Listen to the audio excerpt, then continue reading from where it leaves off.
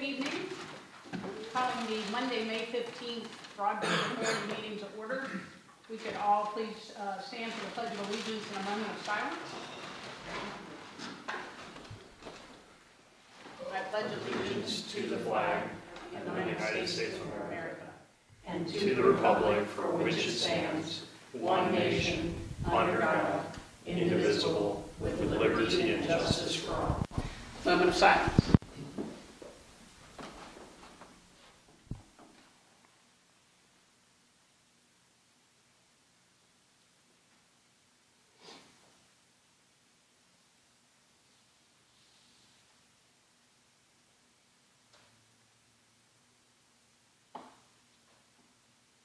Thank you.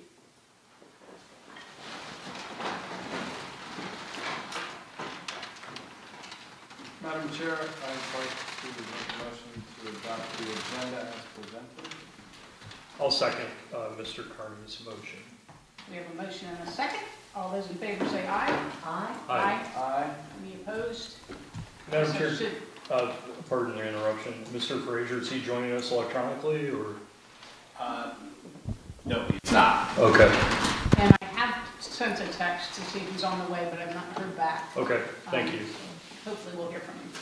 But it was a good update for the folks online to know that Mr. Frazier's not sitting at the table. room. You know, I don't want to be county administrator, I assure you. We can work something out. Okay. Doesn't appear he's going to be able to attend this meeting. So we can go on with the public comment. There are minutes, I just adopted them, or I just added them. I apologize that I overlooked adding those to the agenda. I don't know if you want to take time to review them right now, or you just want to hold them over to your next meeting. I'll put forward a motion that we just table the minutes to the next meeting if a motion's needed. I think if you don't act on them, they're still there to be acted on. Okay. We have a motion, do I have a second? I don't think you need a motion. I was overdoing it. And I'm grateful to This is our first meeting. Jamie. Jamie had them done a long time. I can't wait to read them. I need a second. Well, no, we don't Oh, forego table. a motion, that's Okay. my fault. Thank you. I'm sorry. I'm trying to look like I know what I'm doing when it comes to this stuff. Now we're all getting warmed up. You need a better clerk. Public comment.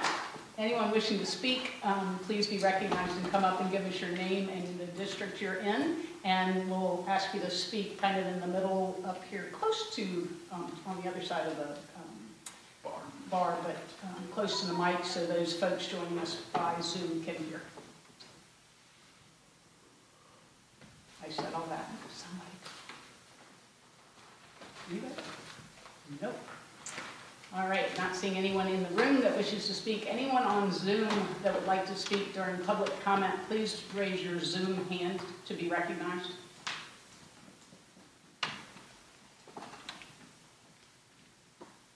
Did we confirm people can hear us? I believe they can hear us. Okay. I see our microphone. I hear a collective voice out there saying, we want high-speed internet in Rappahannock County. All right, not seeing any Zoom hands, I'll go ahead and close public comment.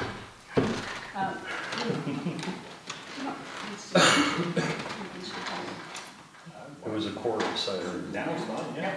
I happened to be speaking with Mr. Taunton with Rappahannock Electric this morning, and he was able to join us, and he's on Zoom, so I'd like to go ahead and unmute him. I'll allow him to take any questions the authority may have for him, or he can give us an update on the Rappahannock Electric's substation to substation work that I know is happening. Chair Donna, if I could, I've got a couple questions. Okay. Thanks a lot for joining us. He's not unmuted at this point. Well, I was going to tell you I'm not needed. I'm sure I'm talking. Oh, no. It's possible that he stepped aside. All right, we may need to stall for time. Mr. Ponton, can you hear us? If so, we need you to unmute. There we go. All right. Thank you. I'm able to hear. Thank you. This is Keir Whitson, and I represent the Hampton voting district, which is in the center of Rappahannock County, including the town of Washington. A citizen forwarded to me the other day an update from one of the county supervisors in western Loudoun County, and it was really helpful to get an update that actually reacted to some of the work that's going on the ground in Loudoun County. And I've been instructed by our county administrator that Loudoun, for example, is probably 1 year ahead of us in terms of the start of the project. But the one piece of information in the Loudoun County Supervisor's update that I found interesting, and I wonder, as an electric utility representative, if you could comment on this. My understanding is that in Loudoun County, All Points Broadband has a contractor out and about basically assessing the readiness of each power pole, which Chair Donahue and I discussed earlier today, and I think we were both surprised by that because it seems that the assessment of a power pole and its readiness for another line, in this case fiber, would be driven by the utility, not the broadband provider in this case. And I was just curious if you could briefly walk us through what this process, sort of the power pole analysis and readiness evaluation, will look like in Rappahannock County, and when it will start, when it can start, and what, if any, obstacles are in the way that we might be able to help move out of the way. Thank you. Sure. Yeah, you're welcome.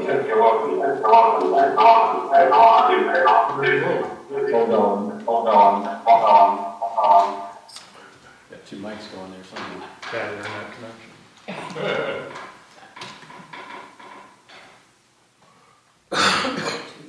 It's got speakers on or something.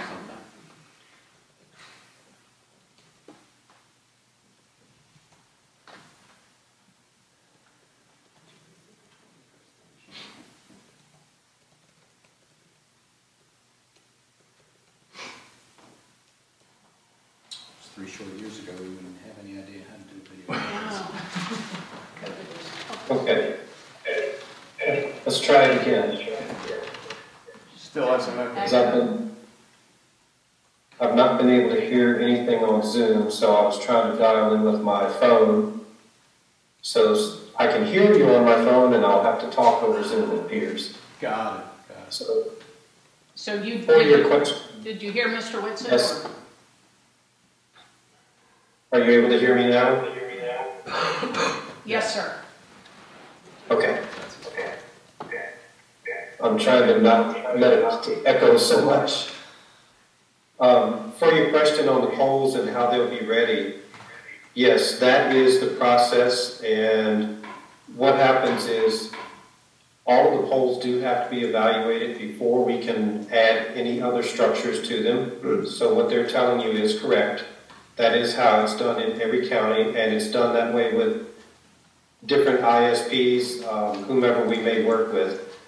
The poles do have to be evaluated because presently they are constructed for electrical service. So anything that gets added to that, whether it be fiber, if we were going to do some other electrical work ourselves, we would have to evaluate those poles and see what needs to be updated, if anything needs to be updated.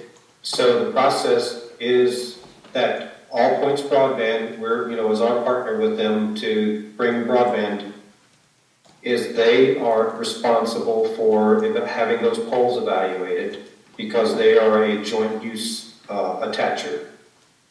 So it's just like any other attachment in the communication space on the pole, which is where you would see the lines, a significant ways down from the electrical. You may see other fiber, you might, the old copper lines and things. That's the space that's called the communication space, and that's where All Points Broadband will be attaching their fiber.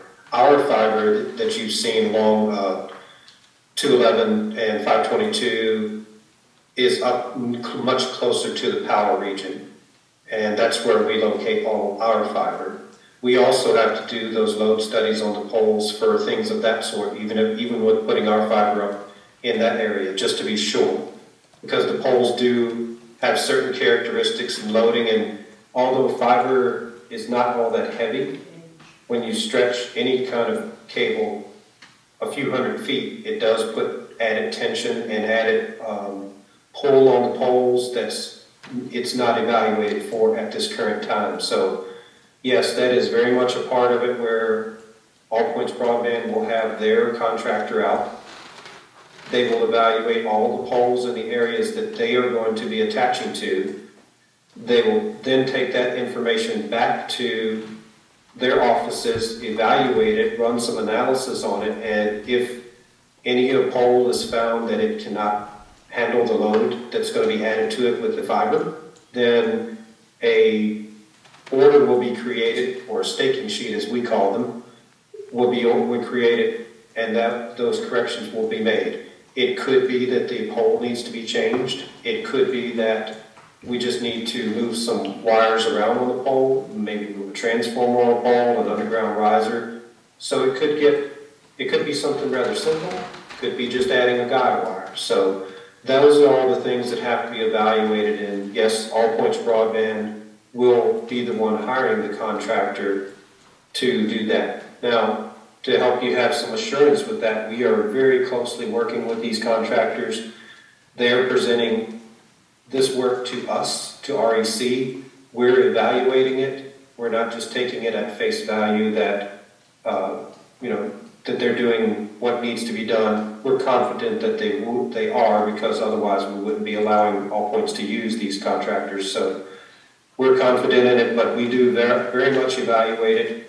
And Rappahannock Electric Cooperative and its contract companies will be the ones doing the physical work of updating the poles or moving any structures around on the poles as needed. Once that's complete, we'll turn that back over to All Points Broadband, and their contractors will come in and attach their fiber in the communication space. And then they will, once they've built that and get splicing done, they'll move out and attach to be able to drops, as they're called, to go to the members' homes and businesses. Thanks a lot for that. I guess one follow-up question is REC actively involved in this process in any other of the many localities that are now bringing fiber to rural areas? In other words, are you already working with some of these contractors and ISPs like All Points Broadband in other localities that might inform our understanding of what, how much work is involved and how much time this process of pole evaluation and possible replacement is going to take? Is there anything you can point to for comparison purposes? Yes, we are very actively involved in that in other counties, some counties with All Points Broadband, as well as Firefly, and even beyond that. In our Front Royal Blue Ridge area, Chantel Glow Fiber is very active in that area, and we work the same with them as we do any other contractor, where their contractors will go out and evaluate the poles, present that information to us, we will review it, and once we've reviewed it and approve it and make the corrections that are needed, then they can do their pole attachments. So this is not new companies that we've never worked with before.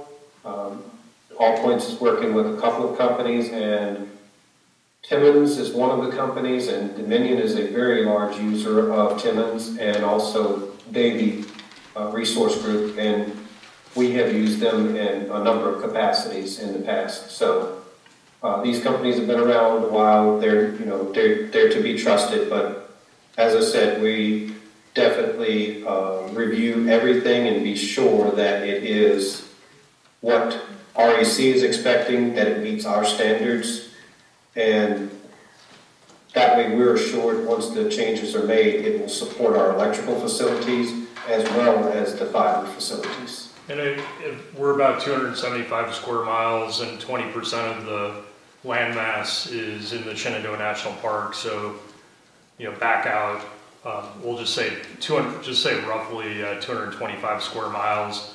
In that area, I'm sure you have a good handle on how many miles of utility rights of way there are. Do you have any general sense of how long this process will take for a county like ours, especially given our somewhat unique and potentially difficult topography? What I can tell you is from the time the evaluation of the pole starts, typically from there till connections is about 18 months. I do know that working with the national parks is a challenge, and it takes quite a bit of time. If I can say that with some permits we have applied for other jobs that we're doing, can take up to a year to be granted. So yeah, I only mentioned that is a big challenge in that area. I mentioned the national park only because that's 20% of our landmass that is not going to need much attention. So, okay, thanks a lot. I don't want to take any more time from my board colleagues. Thank you. You're welcome. Mr. Ponton, I have a question on Margaret Bond. You might remember we spoke briefly at the RAC event at Grays Mountain earlier this month. Yes. And we talked about the poles issue.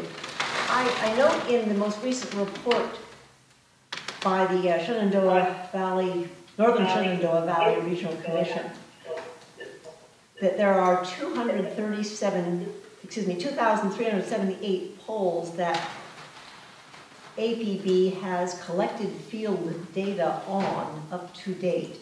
Do you have any knowledge of how many, if any, of those poles are in Rappahannock County? Yes, and none of them are in Rappahannock County. Okay, thank you. Why is that? It's just where All Points has chosen to start, and we're simply following their lead. It is their project. Yes, we're in partnership with them, but it is their project, so Okay. we're following what their guidelines are. We're doing the same thing with Firefly in the counties that they're working in. Is they're setting the course for which counties and which areas will be worked first, and that's how we're working with them. And Mark, How APB chooses which county they go to first, I don't know. Mark, when we were speaking, you had mentioned kind of communications that will happen from Rappahannock Electric and then communications that will happen from All Points. Will you speak to the Rappahannock Electric communications when people are seeing this? Well, what I'm looking at is a bright red Timmons car. Yes. Will you speak to that, please? Sure. Yeah, we do have a process that we go through. We work very closely with All Points or whichever ISP it is to be sure that we keep our members informed. We want to make sure that they are informed when anyone is going to be out into the areas working in their yards, working around their businesses, and be, so that they are aware that these people have are out there, the reason that they're out there. And so what we do is we will send out about 3 letters.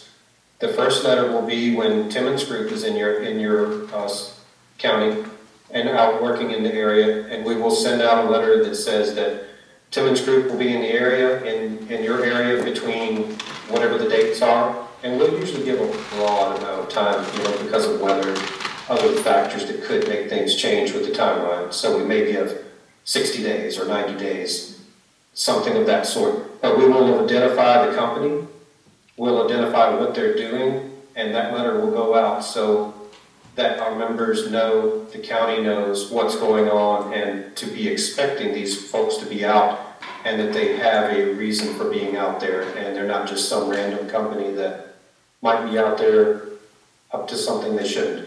And that's very important to our members, and it's important to us to try and keep up with that for our members. After that's done and we get the staking sheets or the work order to be able to go out and make the corrections, that's called make-ready construction. This part that Timmons will do is considered make-ready engineering, which is when they go out in the field, do all the whole data collection. Then they'll go back and they'll do make-ready design. That's kind of all two-in-one process. So once that's done, they present it to us. Then we will get the materials and we'll have the construction crews. When we get ready to do that a few weeks before, the second letter will go out letting the members know again, contractors, REC crews will be in your area performing make-ready construction, could be pole change-outs, whatever things that we talked about earlier that could be part of that. Once that's complete, the third letter that would go out would be in conjunction with All Points Broadband, where we would let our members again know that it's time for the connections. And so we don't set the times and dates for that, but we do want to keep our members informed.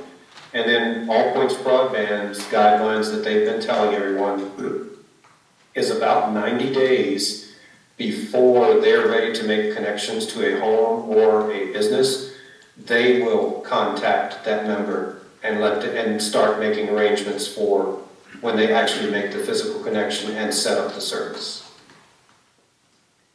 Thank you very much. Anything else? No? Really appreciate you making the time tonight for us and on short notice. Next time I'll try to give you a little bit more leeway. All good then, thank you. Thanks a lot. Yes, thank you. Thank you. All right. You're welcome. Now I think we're on to the NSDRC All Points Broadband Partnership and the document that Mr. Curry has up on the board. Just walk through the highlights maybe, or? The presentation that was provided to the project leaders from each of the counties in the Northern Shenandoah Valley Regional Commission Valley Project took place on April 27th. Chair Donahue and I listened in on that, and I've attached the presentation to BoardDocs. Hopefully people have had a chance to review it, and just highlights of that document. First slide is all things we've heard about before. Their latest timeline is important to understand. We just heard Mr. Ponton discussing make-ready fielding and engineering. So I say that started. Make-ready construction commences Q2 of 2023. However, this is a 8-county program, and it doesn't necessarily mean it's going to commence here in Rappahannock County. Last mile fiber construction in Q2 of 2024. Q3, 4 of 2024, connections to customers in the field service areas or fiber service areas. And then substantial completion, they've told us July of 2025, which is a contractual date.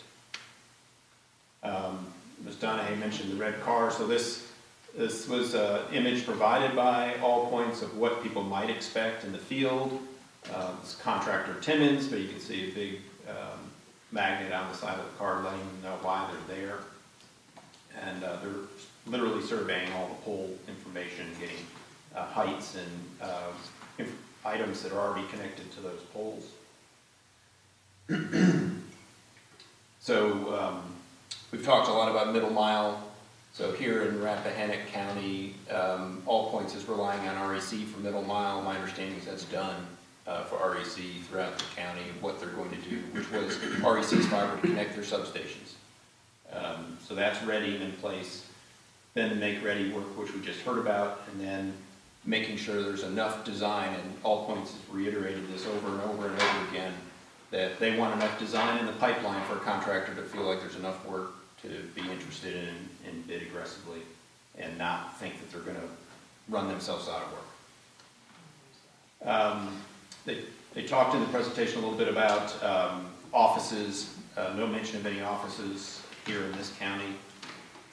They are starting right now the focus of Make Ready either end of the program in Augusta and in Fauquier.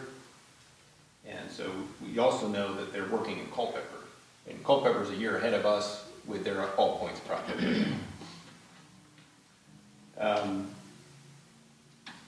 You can see the information on the polls that they have in the process, and each month we get a report from them that it is submitted to the state, and the state, DHCD, keeps track of all the reports online, and you can go in and see that. There's a link in this agenda item to see those reports.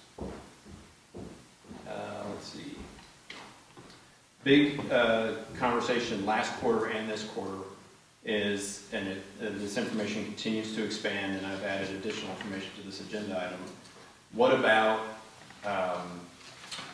locations within the county that are not within the polygon that All Points Broadband submitted for the FY22 body project, but also do not have access to wired broadband, which here is Comcast. If you don't have Comcast, then you're not served from the body standpoint.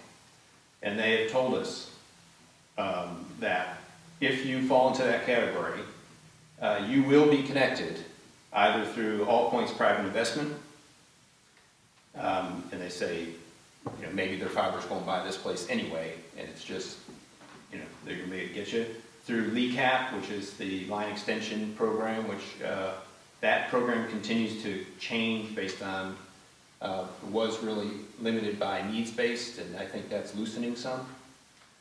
And then, if nothing else, FY24 body with a statement that there would be no local match requested or expected. So again, they tell us they want to be the sole partner here in the county for those who aren't connected to Comcast, and there will be no cost to us. A lot of work to get between here and there. They highlighted the fact that now is the time to get the areas we think are unserved but outside their polygon, get that information to them as they're going into this low-level design, so they can factor that all into the low-level design, so that then when they're doing this design, they can pick up areas in the polygon and outside of the polygon as best needed, and figure out which one of these 3 bullets they're going to use to tackle to get this. Do you happen to know the deadline for that application? Well, LECAP's rolling, I believe, in the FY24 body. They just announced, or about to announce, the FY23 body. Yeah. So it's a while. So they rolled through a series of data that they already have. I had shared earlier with them areas of the county that I knew were outside of the green polygon, but weren't served by Comcast. They picked up a number of dots inside the polygon through whatever means they have available to them, possibly the new FCC database, I don't know. And then we had already pointed out to them the top of Harris Hollow, Git Brown. They just didn't have the dots on the map, so you know, they're responsible. That was truly a bad move on their part. We told them who lives there. And so this was based on some, like 2 or 3 polygons that I shared with them early on, saying, hey guys, there are big areas that you missed, and I said, that can't be, and then they looked at it and said, oh, maybe some to that. And they've gone through this same effort with the other counties, and you can see the information that's currently available. So for Rappahannock, they've identified 383 locations, 124 require further analysis. This would be the other ones. Okay. And then you can get an idea. We have a lot in our community. There are many in Rappahannock as well. So Augusta's way down here on this end. And they did recognize Mr. Curry's efforts on trying to help them help all of us. So I know they are receiving the information and working with it as quickly as they can. I think I told you the last meeting, they rolled out a GIS tool for us to use to enter the data, which I used, and I attached information here. Actually, I could probably bring up the tool. So looking ahead, the same little story. Continue driving potential customers to apbfiber.com. The Broadband Authority's website, rapbroadband.org, has a direct link pushing to that site as well. People can go to that site, enter their address, find out quickly if they're in the polygon or not. If they're not in the polygon, put in your information and put in the notes that you don't have Comcast or can't get Comcast, or you tried to get Comcast and they told you, sure, no problem, will be a $10,000 special construction charge, just so they have that information in the database. And you can see they're willing to speak before the counties if we request. Maybe that's something you want to look at for next quarter. And then they tell us over and over, managing expectations is critical. They are contracted to finish this work by July 2025, and they expect to inform people 90 days before they're ready to provide service, and seem to be very reluctant to provide any other schedule to the end user. Gary, has there been any discussion from APB on acquiring rights of way or other easements that there might be, just something that the county could be involved in before they get? I've not heard anything about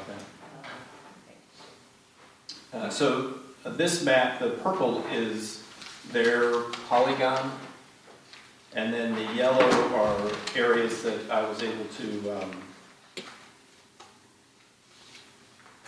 using various tools that I have access to, whether it be the FCC database or Comcast physical plant locations that I have under NDA, I could then go into their map and map out areas that do not have service. For example, this big swath between 522 and over by Deering Road, we know that sections along 522 have service and Deering Road have service, but for example, the Welches in the middle do not have service. Yeah.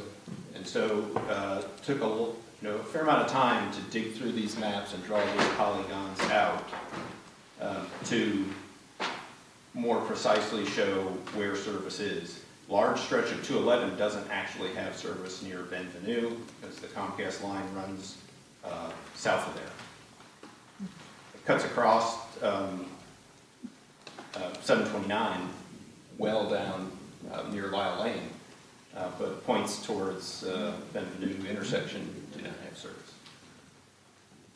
So some of this is picked up in the maps that they already had in their presentation. So all of these maps have been provided directly to all points through their system. And Seven Ponds Road cuts down through here, and Seven Ponds Road has service for Comcast on either end, but not in the middle. If you have any questions about that mapping effort, just know that they suggested we get that done now, and I've done that, so we can check that off. I know that took a lot of effort. I really appreciate that. A lot of these areas, there aren't any houses, but might as well identify them. Mm-hmm. Mm-hmm. Any other discussion on this? Luckily, we have a small county. All right, we can move into the treasurer's report. And Thank you, Gary, for doing that. There are two reports here, one from February and one that Ms. Nick just ran at the end of May. You can see your balances and various expenses. There was one $41 bill that was Donahue approved and was paid.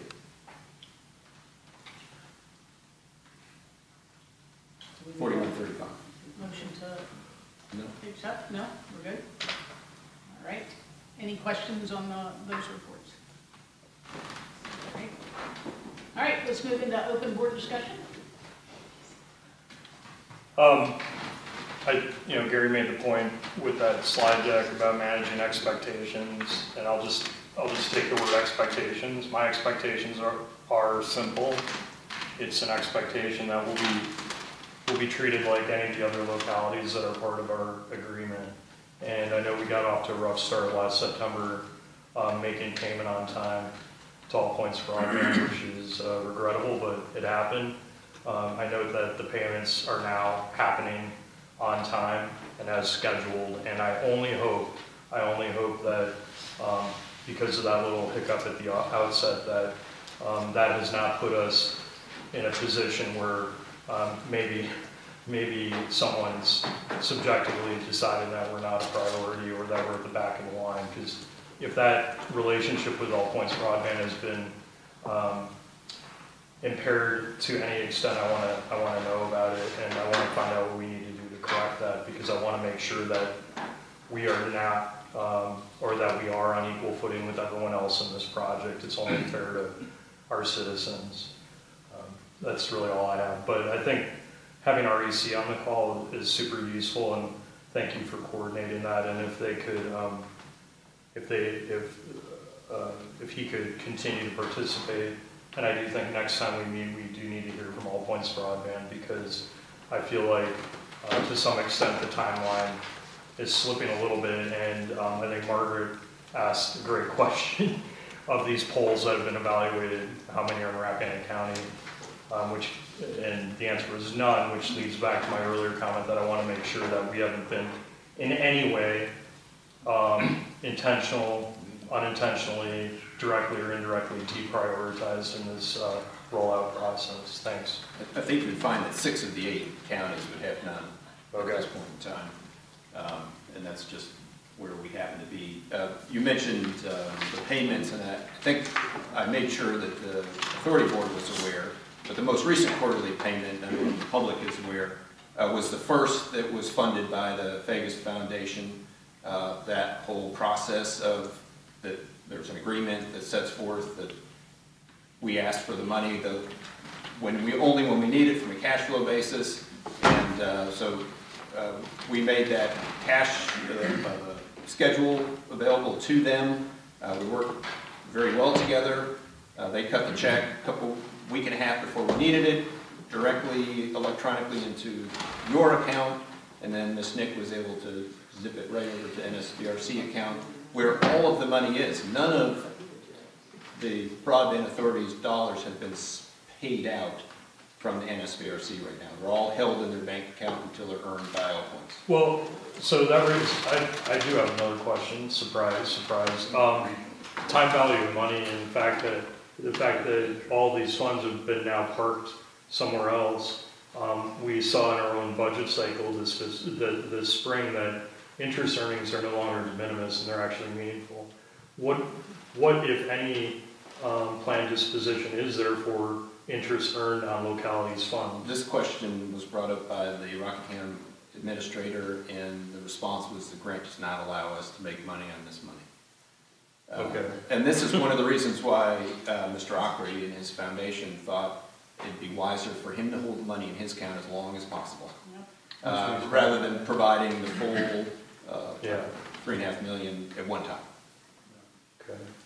Yeah, because I feel like if that payment schedule is somewhat static and it soon disagrees with the actual on-the-ground work, and there are no drawdown of those funds, then it does raise the question of whether or not we might want to hold on to our money.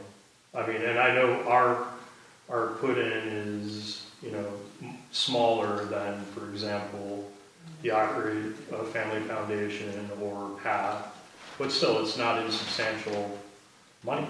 Right. The county money, if you will, is in. Yeah. Because the agreement with the Vegas Foundation was that they're last in. Okay. Okay. Margaret? I appreciate the efforts that you and Gary have made to stay on top of the progress as reported to the Northern Shenandoah Valley Regional Commission. That's an extra duty that you take on. However, it also seems to me that maybe it's an opportunity you might be able to get some information, if not directly from APB. Can the the Regional Commission, I can't say that long name, would they be able to get us some of the updated information that would pertain to Rappahannock County through their resources if APB doesn't want to talk to us? We've had some difficulty getting that kind of direct contact with APB. I'm wondering if that forum of the Regional Commission meetings is a time when you can ask just questions. I didn't get a sense that Mr. Davies knows anything more than we do necessarily, and their administrative side pushing money around and filing reports with the state. But it does say on slide 9 of their presentation that they're willing to come speak to you. So We'll take them up on that offer. Let's take them up on that offer. And Mr. Especially Rosner can, either through electronic means or come here and explain what their ongoing schedule is. And I did mention this to Mr. Whitson the other day when we were meeting about something else. We should be looking at Loudon and Culpeper, who have 2024 deadlines. And it's a great opportunity for us to have that 1 year look into the future, to see how things are going there, to understand what should be coming up for us. And there are a lot of lessons learned, I'm sure, through Richmond County and those on the Northern Neck, and then Culpeper and Loudon. And with any luck, those will be invested, those lessons will be invested here, but we should be paying attention to what's going on there. We've been talking to our regional leaders at our regional meetings to understand their concerns and questions. So it's better than not having that view. And we also have that, and I think about it every day that goes by, it's 18 months from that day forward that we can, you know, expect to see any result in Rappahannock County. Each day that APB isn't in the county is one day farther down the line for that 18 months. So the deadline's coming up. Yeah. Let's see. But maybe being last has the benefit of, you know, all the mistakes from the. I don't know that we'll be last, but. We are being surrounded. I mean, if you think about it, Fauquier, Culpeper, Augusta. That's It's right. hopefully coming in that direction. And my hope is that all the effort in Culpeper that is pushed about a year ahead of us will then be easy to slide right into Rappahannock. Right. And a lot, I mean, what I've observed up and down 29 is a lot of that work is subterranean, and it seems, to my untrained eye, more labor intensive than what will be largely a aerial construction here. So I hope it goes faster here. And some people are still under the misimpression that, from discussions of our board long ago, that there's going to be a lot of extensive digging, and I think in part because part of that RAC fiber on 211 went underground, and I think people have seen other localities digging. I keep reinforcing people that where a power line is above ground, so too will the fiber be above ground. So I really hope, compared to a place like Culpeper, maybe we can proceed more quickly.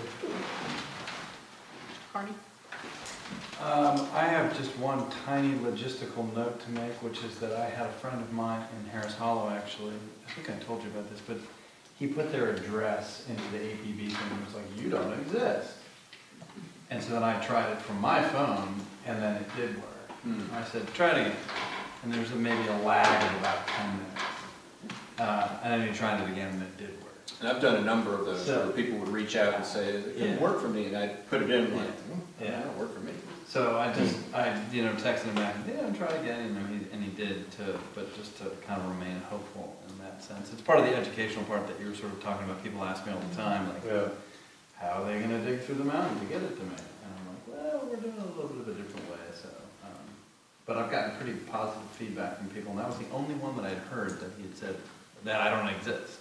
Well, once they get on the ground, I think we all have to be hands-on and making sure that our constituents are getting the drops to their houses, because, I mean, Gary can spend a Saturday morning checking the maps, and we can rely on citizens to put their addresses in, but in the end, it's on us to make sure this is deployed universally, comprehensively, and correctly. And I think we all have a pretty good handle on every road in our respective voting district, and who lives on those roads, and who complains about no internet. So that's the work we need to do in the end. The only thing I have is, since the Northern Shenandoah Valley Regional Commission meeting is quarterly, and we don't really have anything going on in between those meetings at this time anyway, should we just go ahead and agree that the next meeting will be After that, instead of having to wait until the month and cancel the month? Yeah, and if any decisions have to be made, or any funding related changes have to be made, we can always call a meeting. Well, your regular meetings are scheduled, Yeah. so it's really expectations that highly likely that the next 2 meetings will be canceled for the third one after the quarterly will happen, Yeah, but you don't Okay. have to do that. Yep. okay. It seems like it's laid out perfectly then. All right. You have a motion? I'm sure I'll move that we adjourn the meeting of the Broadband Authority. All right, we have a motion and a second. All those in favor say aye. Aye. Any opposed? All right, thank you. Thank you. Onward and upward. Can I have the